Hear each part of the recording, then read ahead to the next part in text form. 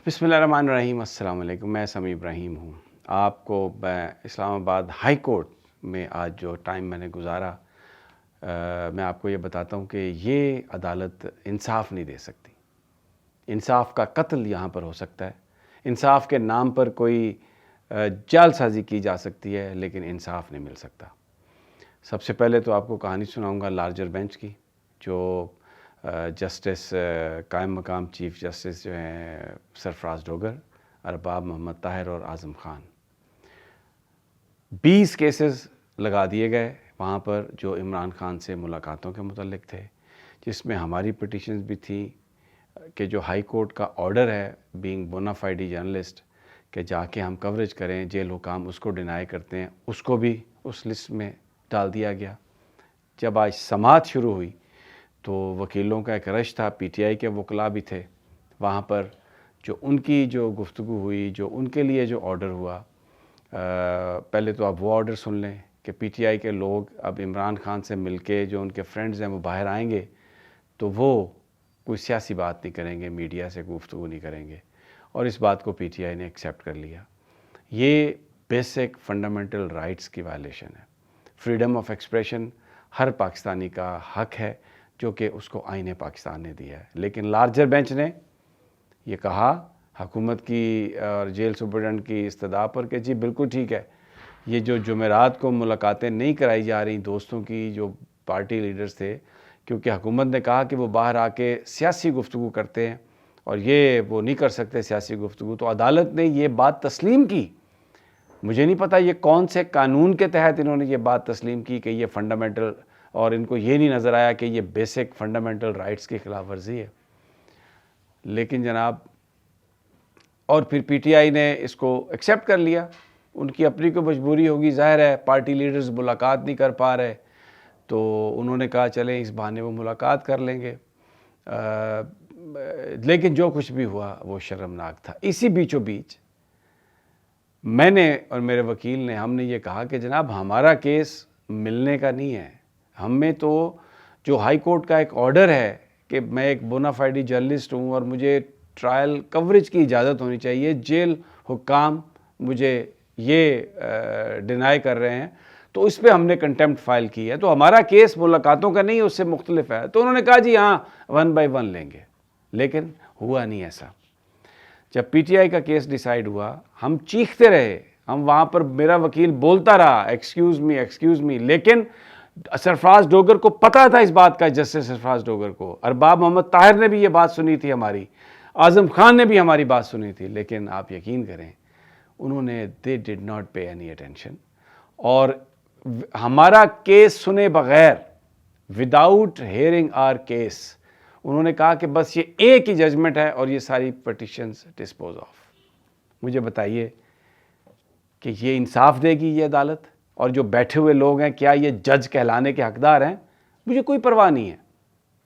मेरा ये आइन मुझे ये हक देता है कि मैं अपनी राय किसी के बारे में जो मर्ज़ी कायम करूं। मैंने आज कंडक्ट देखा, तो अगर वहाँ पर 3 जज बैठकर इंसाफ नहीं दे सकते और वो एक कवर अप के लिए हैं, तो मैं तो ये कहूँगा मुझे आईने पाकिस्तान इस बात की इजाज़त देता है।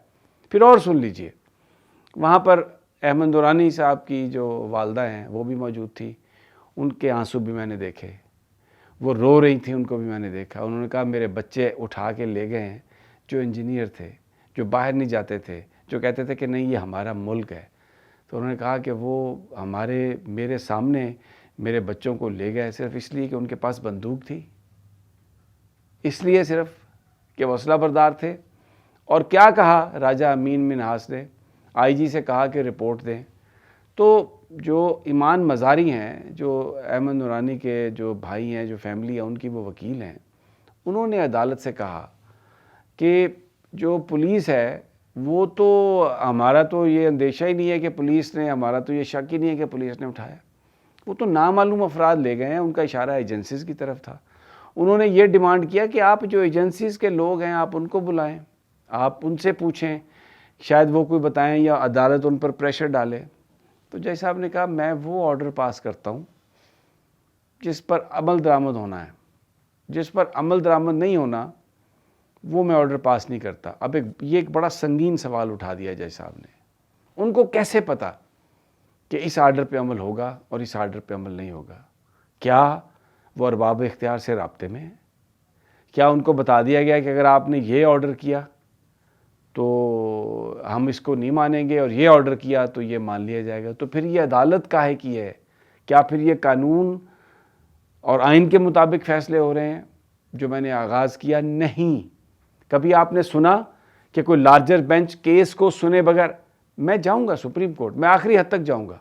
اس سے پہلے میرے ساتھ ایک زیادتی ہوئی اور میں گیا، ہر جگہ سے مجھے انکار ملا، سپریم کورٹ بھی گیا، ابھی تک وہ پٹیشن وہاں پر میری درخواست پڑی ہے اور وہاں پر عمر عطا بندیال صاحب بھی بطور چیف جج گزرے، گلزار احمد صاحب بھی بطور چیف جسٹس وہاں پر گزرے، لیکن کھوسا صاحب بھی بطور چیف جسٹس گزرے، لیکن میری درخواست، میری پٹیشن وہ نہیں لگایا گیا، اس کو سنا ہی نہیں گیا. اب وہ ایکچولی انفرکچوس ہو چکی ہے.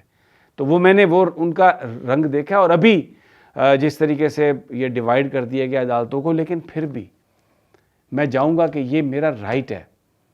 میں ایک بونا فائیڈ جرنلسٹ ہوں. اگر حکومت مجھے کہیں پر کام نہیں کرنے دے رہی یا کچھ اور لوگ، تو اس کا یہ مطلب نہیں ہے کہ میں جرنلسٹ نہیں ہوں.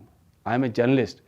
اور اگر جیل میں ایک فری ٹرائل ہو رہا ہے تو مجھے اجازت ہے وہاں پر جانے کی، اور ہائی کورٹ نے میرے اس حق کو تسلیم کیا، جسٹس عامر فاروق نے، اور انہوں نے اجازت دی، مجھے آرڈر کیا. 2 دفعہ جیل اتھارٹیز نے مجھے روکا.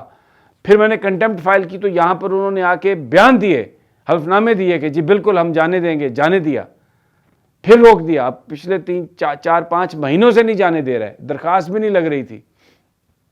تو اب لگی پہلے راجہ امین منہاس کے پاس، تو پھر یہ لارجر بینچ بن گیا، ادھر آ گئی، اور آج سنے بغیر، میری پٹیشن کو سنے بغیر انہوں نے ڈسپوز آف کر دیا.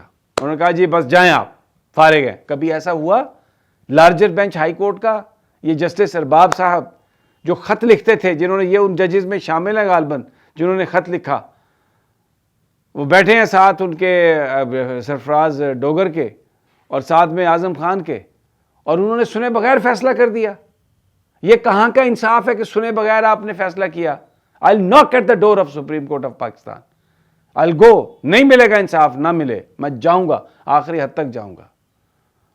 اور جو آج عمران خان کے حوالے سے کہ جی پولیٹیکل سٹیٹمنٹ نہیں دینی، شرمناک ہے یہ فیصلہ بھی، اور میں کہتا ہوں کہ شرمناک ہے اس کو ایکسیپٹ کرنا، انڈرٹیکنگ دینا. یہ میرا رائٹ ہے سیاسی بات کرنا، عمران خان کا رائٹ ہے. عمران خان کی یہ تعلیم نہیں ہے، وہ کمپرومائز نہیں کرتا حق اور اصول پہ، آئین پہ، رول آف لا چاہتا ہے. اور یہ رول آف لا ہے کہ آپ مل کے آئیں عمران خان سے اور باہر میڈیا سے آپ نے ٹاک نہیں کرنی. یہ کیا بات ہے؟ یہ کچھ، میں حیران ہوں کہ یہ کیسے آرڈر پاس کیا اس لارجر بینچ نے.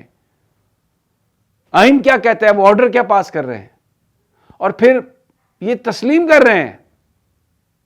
چلیں ان کو میں پھر بھی مارجن دیتا ہوں کہ مجبور ہیں، سیاسی لوگوں نے ملنا ہے، کوئی صلاح مشورہ کرنا ہے، ایک بڑے